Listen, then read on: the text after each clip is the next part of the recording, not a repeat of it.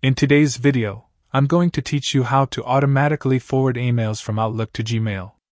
By the end, your new Outlook messages will land in Gmail automatically, and you'll understand options that affect how messages are handled. Start in Outlook and click the gear icon in the top right corner to open Settings. In the Settings panel, locate Mail, then select Forwarding. This is where Outlook controls if incoming messages are sent elsewhere. Next, turn on Forwarding by toggling Enable Forwarding to On. Enter your Gmail address carefully to avoid mistakes, as every new message will go there. Below, choose whether to keep a copy of forwarded messages in Outlook. Keeping a copy allows you to search or archive in Outlook, and ensures records remain if required.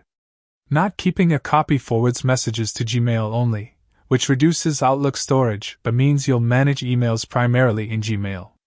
Once settings are chosen, click Save. Forwarding applies to new messages. Older messages are not resent.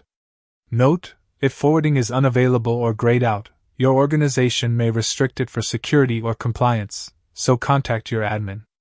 To stop forwarding, return to the forwarding settings, toggle off Enable Forwarding, and save. With this setup, you can read and respond from Gmail while still receiving all Outlook messages. This creates a single place to manage emails, streamlining your workflow and reducing the need to switch accounts. Setting forwarding ensures you never miss messages in Outlook while benefiting from Gmail's interface and features. Thanks for watching, and I hope this helps you manage your inbox efficiently and stay organized.